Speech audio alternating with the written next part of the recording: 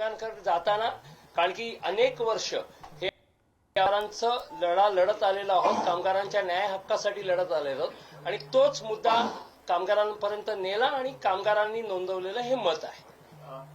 आपण बघितलं सेना आणि मनसे यांची युती या सगळ्या निवडणुकी दरम्यान होती. मोठं आव्हान वाटत होतं, कारण ज्या प्रकारे हाई पोती दोन भाऊ एकत्र, दोन म्हणजे बंधूंची युती आणि दुसरीकडे भाजप प्रणित संघटनांची युती. मला असं वाटतं, मी परत हेच सांगेन की दोन भाऊ एकत्र आले की नाही हा प्रश्न नाही आहे. मुळात जर तुम्ही लोकांसाठी, कामगारांसाठी जर काम कराल तर मग तुम्ही एकटे असाल तरी तुम्हाला निवडून दिलं जातं. हे आज कामगारांनी दाखवून दिलेलं आहे. आणि एवढ्या वर्षाच्या लढायांमध्ये आम्हाला नेहमीच माननीय मुख्यमंत्री देवेंद्रजी फडणवीस जेव्हा ते लीडर ऑफ ऑपोजिशन होते तेव्हा सुद्धा त्यांनी मदत केलेली आहे. माननीय आशिषजी शेलार यांनी नेहमीच बीएससीच्या कामगारांसाठी आम्हाला मदत केलेली आहे. आता हल्ली सुद्धा 6 ऑगस्टला, कारण की आम्ही या निवडणुकीत फार उशिरा प्रचाराला उतरलो, कारण 6 ऑगस्टला कामगारांना ग्रॅज्युटी मिळाली, म्हणजे 3 वर्ष झाली आहेत रिटायर होऊन ग्रॅज्युटी मिळालेली नाही. त्याचा मोठा मोर्चा होता आझाद मैदानावर आणि त्यावेळेला सुद्धा माननीय आशिषजींनी आमची मदत केली, कामगारांना मदत केली. तर एकूणच कामगारांसाठी काम केलेलं आहे त्याची पोचपावती आहे. जसं तुम्ही म्हणता की देवेंद्र फडणवीस असतील, आशिष शेलार असतील, त्यांनी आपल्या मागण्यांना जे काही मागण्या होत्या त्याला यश मिळालं. दुसरीकडे भाजप प्रणित मी म्हणलं की समृद्धी सहकार पॅनल, सहकार समृद्धी पॅनल होतं आणि तुमची ही संघटना होती. त्याच्यामुळे तुम्ही भाजपमध्ये प्रवेश 2024 साली केला होता. त्याच्यामुळे ही जी संघटना आहे तुमची, ती भाजप प्रणित संघटना म्हणायची की भाजपपासून मुक्त असलेली ही संघटना? आमची संघटना कोणत्याही पक्षाशी संलग्नित नसते. 1946 ची संघटना आहे. या संघटनेमध्ये अनेक नेते, म्हणजे माननीय जॉर्ज फर्नांडिस हे अध्यक्ष राहिलेले आहेत, माननीय शरदरावजी हे सरचिटणीस राहिलेले आहेत आणि हे सर्व कामगार नेते अनेक पक्षांमध्ये, माननीय जॉर्ज फर्नांडिस हे एनडीएचे हिस्सा होते, डिफेन्स मिनिस्टर होऊन गेले.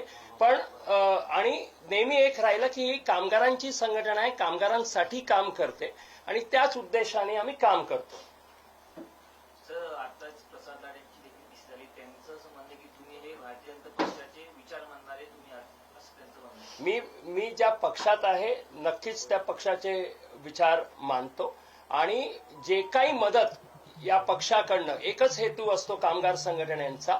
जे रावसाहेब ज्या वेळेला एनसीपीत होते 10 वर्ष, तर त्यांनी पूर्ण जी काही त्या पक्षाची मदत आहे ती मदत घेऊन कामगारांसाठी न्याय घेण्याचं काम रावसाहेबांनी नेहमी केलं होतं. त्याच पद्धतीने आज सुद्धा भारतीय जनता पार्टीचं जेवढं, मी आताच बोललो की माननीय देवेंद्रजी फडणवीस आणि आशिषजी शेलार हे नेहमीच कामगारांसाठी आम्हाला मदत करतात, कामगारांच्या न्याय हक्क मिळवण्याकरिता मदत करतात, तर नक्कीच त्याचा फायदा होतो. 2 ठाकरे त्यांचं पॅनल होतं, त्यांनी निवडणूक लढली, त्यांची 7 जागा आल्या आणि तुमच्या 14 जागा आल्या. असं आहे की आम्ही कामगार संघटना म्हणून, मी जसं म्हणालो, आमचे सर्व प्रश्न राजकीय असतात आणि हे जे कोण राजकीय नेते, 2017ला ज्या वेळेला 7 ऑगस्टला संप झाला होता, मातोश्रीवर उद्धवजींबरोबर वाटाघाटी करून तिथे समझोता करण्यात आला, तर त्यांनी ज्या वेळेला आम्हाला काही आश्वासनं दिली आणि तर आम्ही त्याचं क्रेडिट त्यांना देण्याचं काम केलं. कारण की आमचं म्हणणं आहे, जो कामगारांसाठी काम करेल किंवा कामगारांच्या विषयाला घेऊन मदत करेल किंवा त्यांचे प्रश्न सोडवेल, आम्ही त्यांना त्यांचा क्रेडिट देणार. पण त्याच्यासाठी तुम्ही काम केलं पाहिजे. तुम्ही काम नाही केलं आणि उगाचच क्रेडिट. आणि म्हणून देवेंद्रजी आणि आशिषजींनी जिथे जिथे, मी फक्त असंच नाही सांगितलं, मी तुम्हाला इन्स्टन्सेस दिले की ज्या ज्या वेळेला त्यांनी कुठे कुठे आम्हाला मदत केली. शशांकराव हे भाजपमध्ये आहे, त्यामुळे तुम्ही जिंकलात म्हणजे आम्ही जिंकलो, अशा प्रकारे भाजप नेत्यांचं म्हणणं आहे.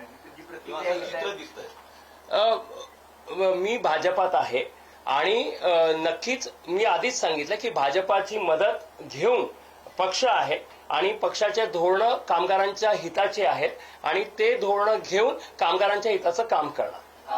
या दरम्यान आणखी एक प्रश्न तयार झालाय, तो म्हणजे या बेस्टच्या निवडणुकीला महत्व दिलं गेलं, कारण बेस्टचे जे भूखंड आहेत ते कुठेतरी युती सरकारच्या नजरेमध्ये आहेत आणि त्याकरताच ठाकरेंविरोधात ही मोठ बांधण्यात आली होती. बेस्टचे भूखंड आणि त्या भूखंडाचं